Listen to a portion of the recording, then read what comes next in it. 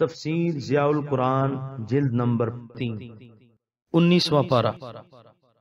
بسم اللہ الرحمن الرحیم۔ سورہ شعراء آیت نمبر 123۔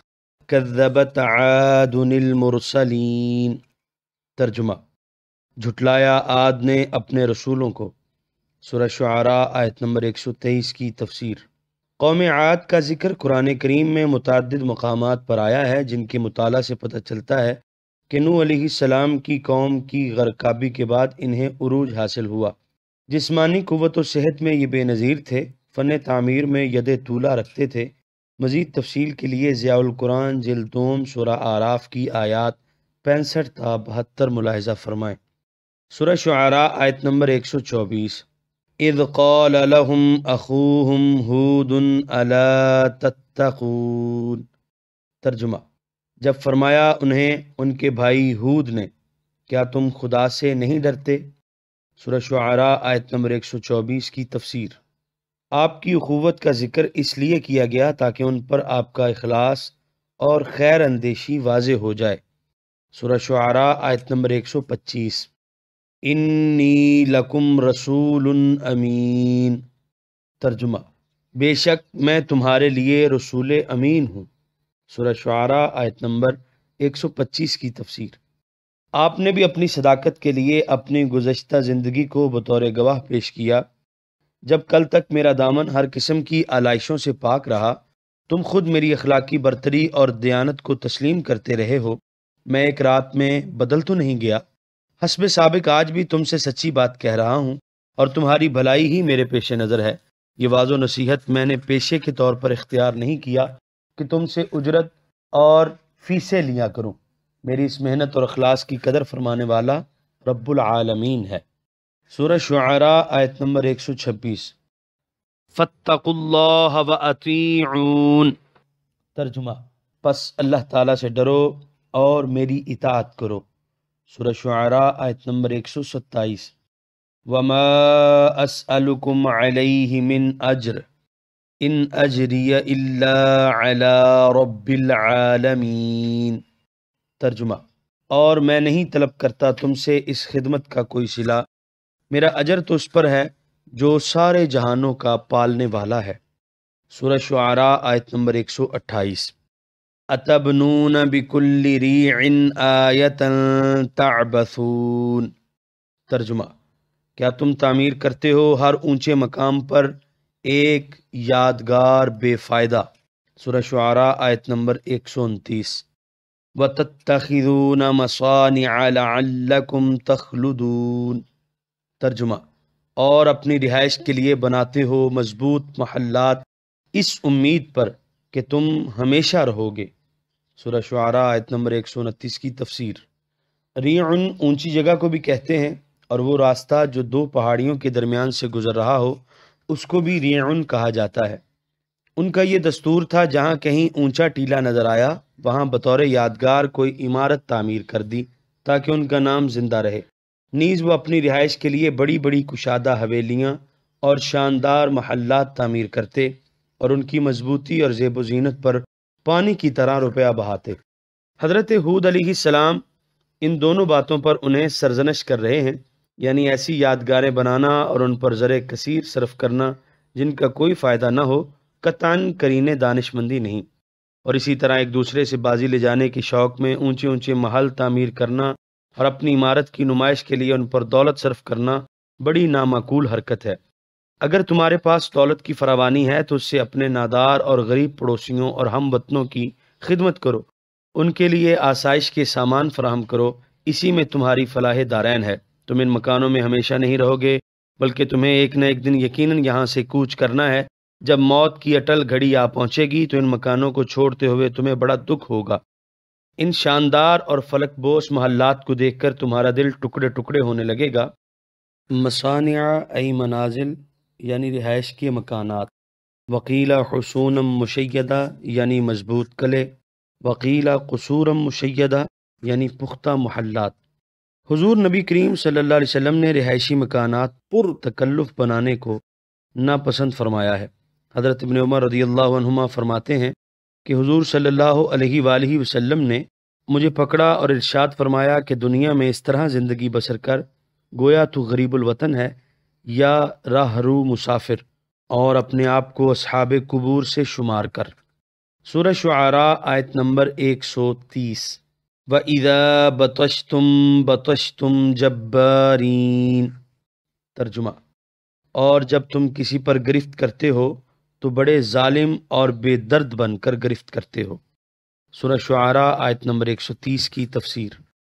ایک طرف تو ان کی دریا دلی کا یہ حال کہ بے مصرف یادگاریں، وسیع حویلیاں اور شاندار مکانات تعمیر کرنے میں بے دریغ روپیہ صرف کرتے، اور دوسری طرف ان کی سنگ دلی کا یہ عالم کہ ان کی زد سے نہ اپنے محفوظ تھے نہ بیگانے، جو قابو میں آ گیا تیغ جفا سے اس کا کام تمام کر دیا۔ کسی سے کوئی ناپسندیدہ حرکت سرزد ہو گئی تو وہ خونخوار بھیڑیے کی طرح اس پر ٹوٹ پڑے۔ اتنے آتشی مزاج تھے اور طبیعتوں میں انتقام کا جذبہ اتنا شدید تھا کہ گویا رحم و کرم، عفو و درگزر کا انہوں نے کبھی نام بھی نہیں سنا۔ البتشو، بڑی بے رحمی سے گرفت کرنا۔ جبار اس متکبر کو کہتے ہیں جس کے دل میں کسی کے لیے رحم کا جذبہ نہ پایا جائے۔ قرآن کریم نے ان کے جو اطوار بیان کیے ہیں ان کے آئینے میں آپ ان کے کردار اور معاشرے کے خد و خال کو بخوبی دیکھ سکتے ہیں۔ اپنی نمود و نمائش پر جب خرچ کرنے کا موقع آتا ہے تو خزانوں کے منہ کھول دیتے ہیں، لیکن کسی دردمند کو دیکھ کر، کسی آشفتہ حال کو دیکھ کر ان کے دل میں ہمدردی کا جذبہ پیدا ہو، یہ ناممکن ہے۔ جاہ پسند و دنیا پرست قوموں میں یہی قدر مشترک ہے۔ سورہ شعراء آیت نمبر 131۔ فاتقوا اللہ وَأَطِیعُونِ۔ ترجمہ، پس اب تو اللہ سے ڈرو اور میری اطاعت کرو۔ سورہ شعراء آیت نمبر 132۔ وَاتَّقُوا الَّذِي أَمَدَّكُم بِمَا تَعْلَمُونَ۔ ترجمہ، اور ڈرو اس ذات سے جس نے مدد کی ہے تمہاری ان چیزوں سے جن کو تم جانتے ہو۔ سورہ شعراء آیت نمبر 132 کی تفسیر۔ ان کی خرابیوں کا ذکر فرمانے کے بعد حضرت ہود علیہ السلام انہیں خدا کا خوف دلاتے ہیں کہ کہیں ایسا نہ ہو کہ اس کا غضب جوش میں آئے اور تمہاری اینٹ سے اینٹ بجا دے، اور اپنی اطاعت و پیروی کا حکم دیتے ہیں کیونکہ ان کی نجات کا راز اسی میں مضمر ہے کہ وہ اپنے نبی کا دامن پکڑ لیں اور اس کے نقش قدم کو اپنا خضر راہ بنا لیں۔ دوبارہ تاکید فرماتے ہیں کہ اللہ تعالیٰ کی نافرمانی سے باز آؤ جس نے تمہیں طرح طرح کی عنایات اور احسانات سے سرفراز فرمایا ہے جنہیں تم خوب جانتے ہو۔ ایسے منعم اور محسن کی حکم و دولی تمہیں زیب نہیں دیتی۔ سورہ شعراء آیت نمبر 133۔ امدکم بانعام وبنین۔ ترجمہ، یعنی اس نے مدد فرمائی ہے تمہاری مویشیوں اور فرزندوں سے۔ سورہ شعراء آیت نمبر 134۔ وجنات وعیون۔ ترجمہ، اور باغات اور چشموں سے۔ سورہ شعراء آیت نمبر 134 کی تفسیر۔ ان انعامات کا اب تفصیلی ذکر فرما دیا۔ سورۃ الاعراف کے حواشی میں بتایا گیا ہے کہ یہ قوم احقاف کے علاقے میں آباد تھی۔ ان کا پایہ تخت حجر موت تھا۔ یہ علاقہ اس وقت بڑا زرخیز اور شاداب تھا، اور بعد میں جب ان کی پہم سرکشیوں کے باعث ان پر عذاب الہی آیا تو یہ علاقہ بنجر بن کے رہ گیا۔ جہاں کبھی آباد شہر، بارونق بستیاں اور پھلدار درختوں کے باغات تھے، اب وہاں خاک اڑ رہی ہے۔ ہر طرف ریگستان ہی ریگستان نظر آتے ہیں۔ قوم عاد عمان اور حجر موت کے درمیانی علاقے میں آباد تھی جو بڑا سرسبز و شاداب تھا، پھر اسے اللہ تعالیٰ نے جنگل اور صحرا بنا دیا۔ سورہ شعراء آیت نمبر 135۔ انی اخاف علیکم عذاب یوم عظیم۔ ترجمہ، میں ڈرتا ہوں کہ تم پر بڑے دن کا عذاب نہ آ جائے۔ سورہ شعراء آیت نمبر 136۔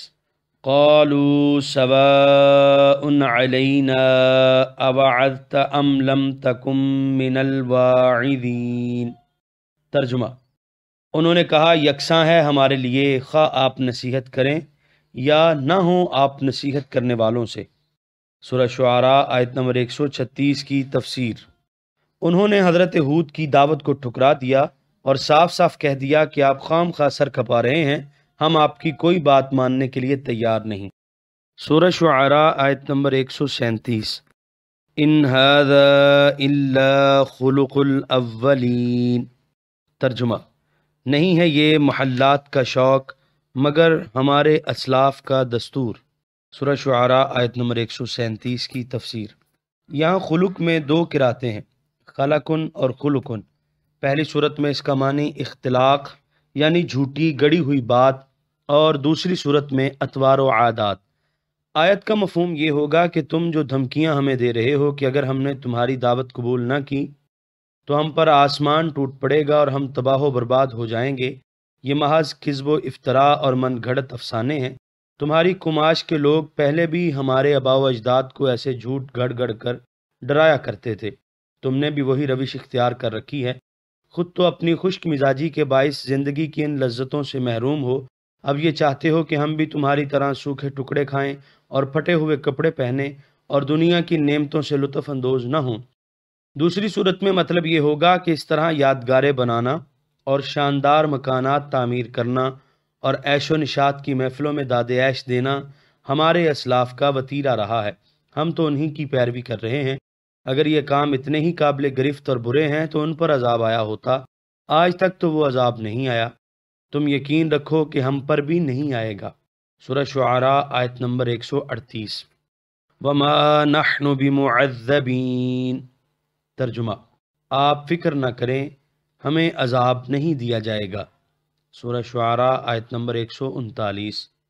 فَكَذَّبُوهُ فَأَهْلَكْنَاهُمْ إِنَّ فِي ذَلِكَ لَآيَةً وَمَا كَانَ أَكْثَرُهُم مُؤْمِنِينَ۔ ترجمہ، پس انہوں نے آپ کو جھٹلایا، اس لیے ہم نے انہیں ہلاک کر دیا، بے شک اس میں بھی عبرت کی نشانی ہے، اور نہیں تھے ان میں سے اکثر لوگ ایمان لانے والے۔ سورہ شعراء آیت نمبر 139 کی تفسیر۔ آخر ان کی تباہی کا وقت آ گیا، افق پر ایک کالی گھٹا نمودار ہوئی، اسے دیکھ کر ان کے دل باغ باغ ہو گئے، سمجھے کہ موسلا دار می برسے گا اور خوشحالی کا دور دورہ ہوگا، لیکن وہ گھٹا تو قہر الہی بن کر آئی تھی۔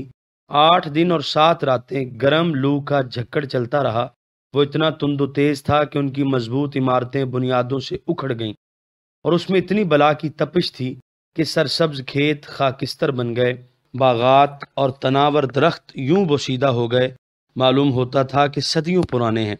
قرآن کریم میں سورہ الحاقہ میں اس عذاب کا ذکر اس طرح فرمایا کہ وَأَمَّا عَادٌ فَأُهْلِكُوا بِرِيحٍ صَرْصَرٍ عَاتِيَةٍ سَخَّرَهَا عَلَيْهِمْ 7 لَيَالٍ و8 أَيَّامٍ حُسُومًا فَتَرَى الْقَوْمَ فِيهَا صَرْعَىٰ كَأَنَّهُمْ أَعْجَازُ نَخْلٍ خَاوِيَةٍ۔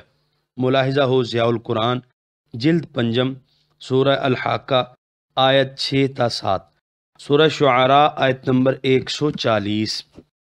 وَإِنَّ رَبَّكَ لَهُوَ الْعَزِيزُ الرَّحِيمُ۔ ترجمہ، اور بے شک آپ کا رب ہی سب پر غالب ہمیشہ رحم فرمانے والا ہے۔ یہاں پر 19ویں پارے کا 11واں رکوع مکمل ہوا۔